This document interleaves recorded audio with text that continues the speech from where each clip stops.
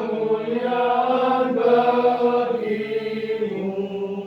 Lalu mendadaklah Yesus dan murid-muridnya pergi di tanah orang Gerasa yang terletak di seberang Galilea.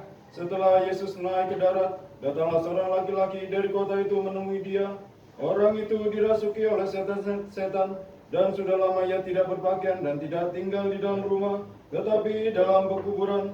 Ketika ia melihat Yesus, ia berteriak lalu tersungkur di hadapannya dan berkata dengan suara keras, "Apa urusanmu dengan aku?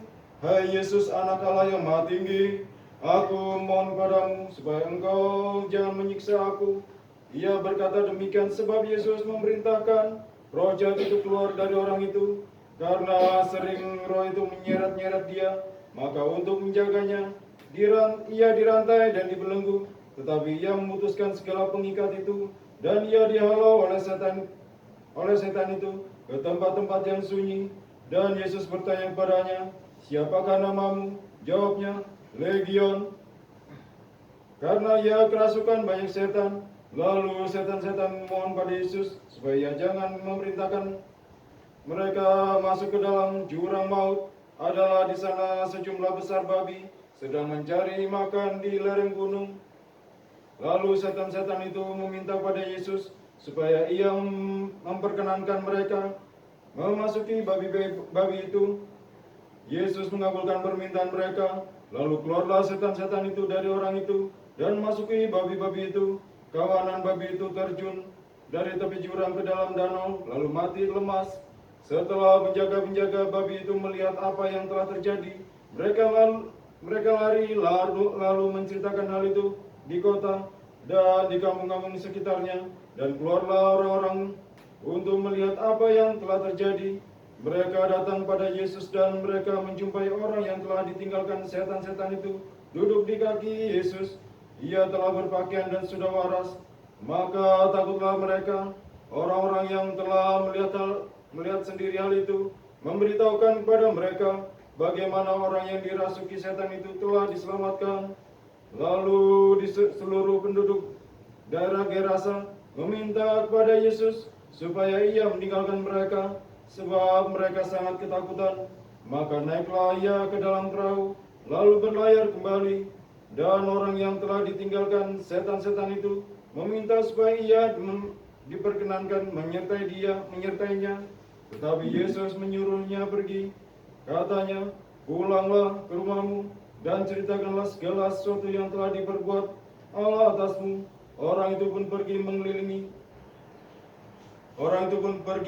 seluruh kota dan memberitahukan segala apa yang telah terjadi, yang telah diperbuat Yesus atas dirinya. Kemuliaan bagimu ya Tuhan, kemuliaan bagimu.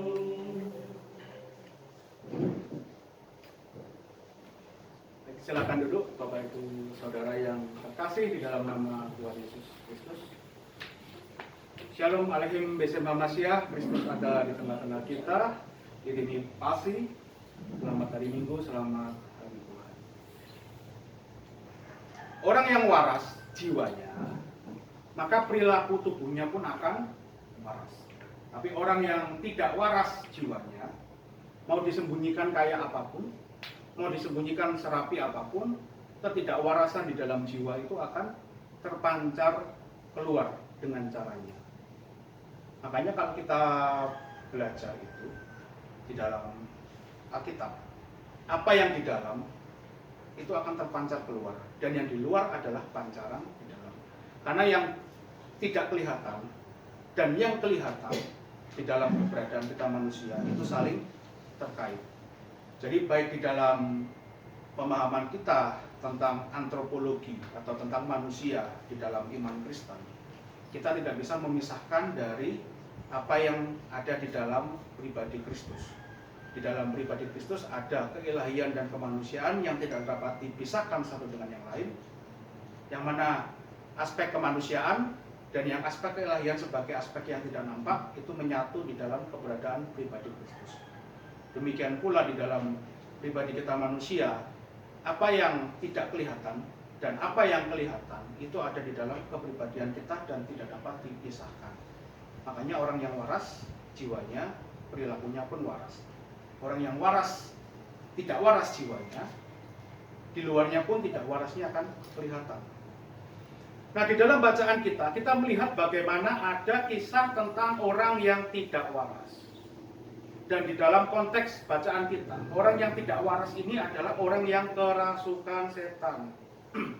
Jadi harus dibedakan Bapak Ibu, mana yang tidak waras karena kerasukan setan, dan yang tidak waras karena memang gangguan kejiwaan.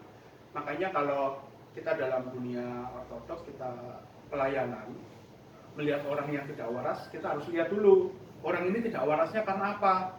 Jangan sampai kita melakukan malpraktek, salah diagnosa, seharusnya orang ini memang gangguan jiwa biasa, kita anggap dia sebagai orang kerasukan setan, ya akhirnya kan bubar kayak begitu. Atau orang yang sedang kerasukan setan, kita anggap dia mengalami gangguan psikologis, ya itu juga bubar nanti akhirnya. Pelayanan kita sia-sia bukan karena kita tidak mempercayakan diri kita kepada kuasa Allah, tetapi karena kita salah mendiagnosa orang.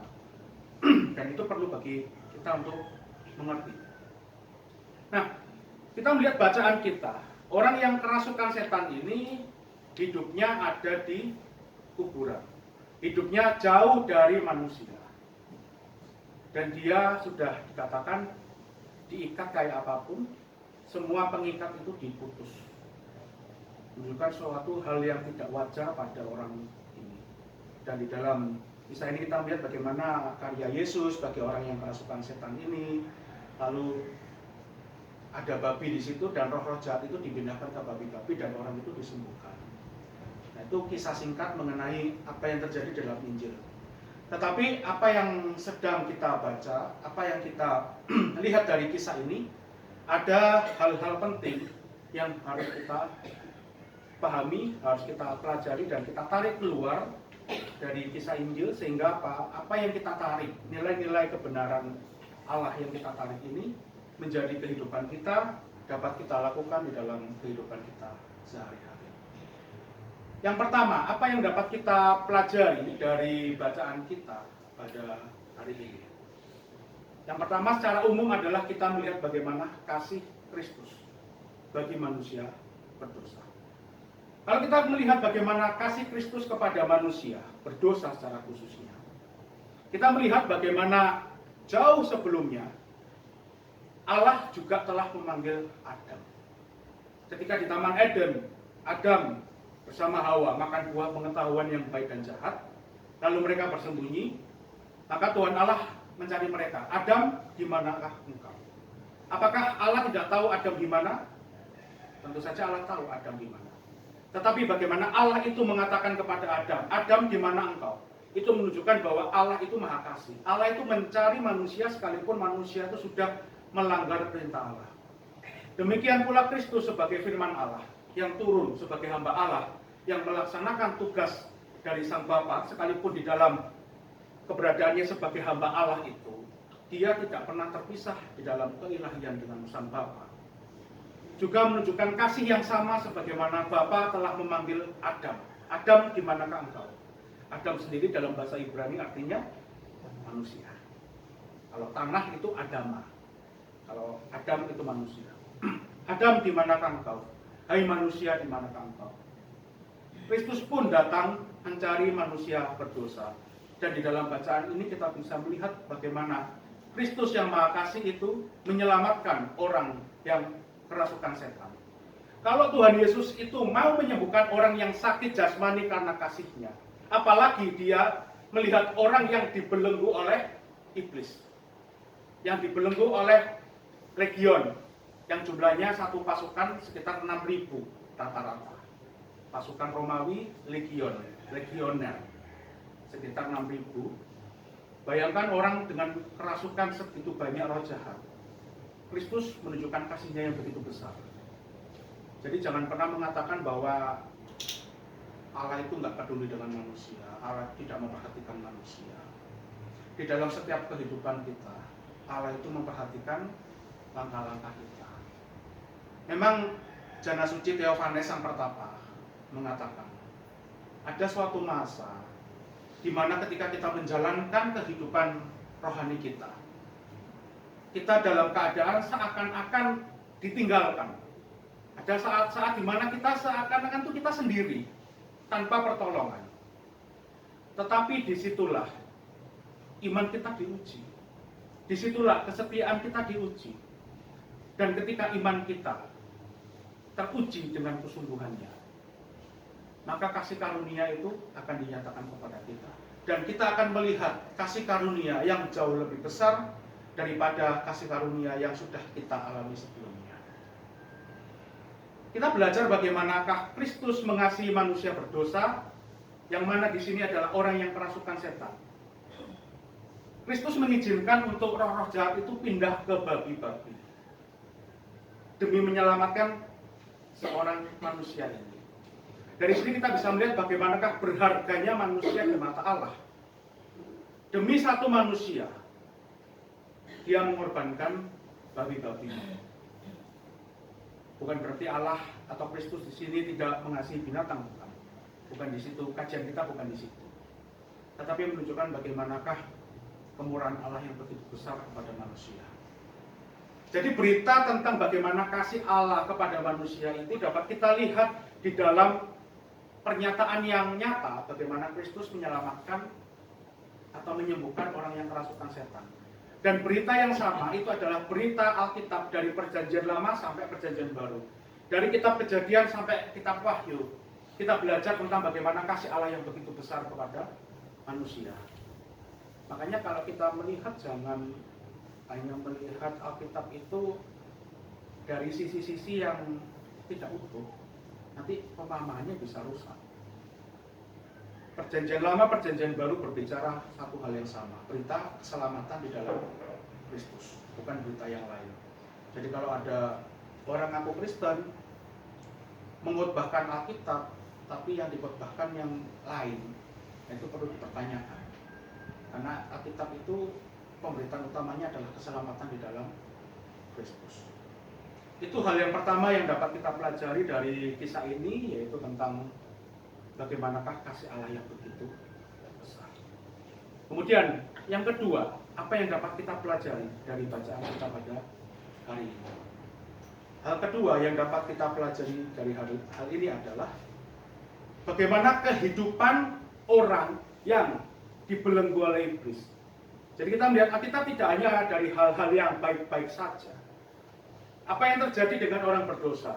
Sebagaimana kita belajar di minggu lalu tentang orang kaya dan Lazarus. Kita bisa melihat apa yang dapat kita pelajari dari orang kaya ini.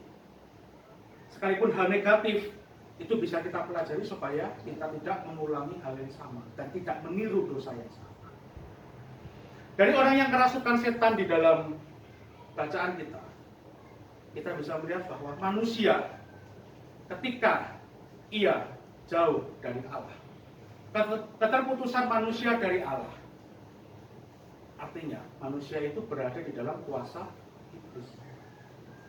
Jadi kalau kita melihat secara keseluruhan, semua manusia yang telah dilahirkan di dalam dunia ini tanpa terkecuali setelah Adam, tidak ada satupun manusia yang terbebas dari belenggu dosa, belenggu iblis, dan belenggu kematian. Walaupun pernyataan tentang bagaimana terbelenggunya manusia ini, setiap orang bisa berbeda-beda. Makanya ada orang atau bayi yang dilahirkan cacat fisik. Ada bayi yang dilahirkan gangguan kejiwaan, punya bawaan-bawaan masalah kejiwaan. Ada orang yang dilahirkan normal akhirnya bisa gangguan jiwa. Ada orang yang bisa kerasukan setan. Karena semua manusia yang lahir setelah Adam itu tidak ada yang terbebas dari belenggu dosa, iblis, dan kematian. Ketika Adam itu dengan kesadaran dirinya melanggar perintah Allah, dia merasa dengan caranya sendiri bisa mencapai rupa Allah, disitulah dia sedang menggadaikan dirinya kepada iblis. Dan di dalam Perjanjian Lama kita sudah belajar, digambarkan anak seorang budak itu adalah budak dari tuannya. Demikian pula manusia yang lahir dari orang tua yang terbelenggu oleh kuasa iblis, terbelenggu oleh dosa, terbelenggu oleh maut, dia pun juga adalah hamba dari iblis, hamba dari dosa, hamba dari kematian.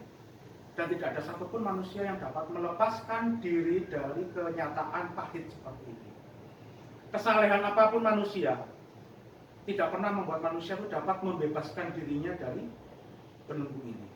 Hanya dia yang berkuasa atas iblis, hanya dia yang berkuasa atas maut, dan hanya dia yang berkuasa atas dosa yang dapat melepaskan manusia dari segala belenggu ini. Maka Kristus datang menyelamatkan manusia.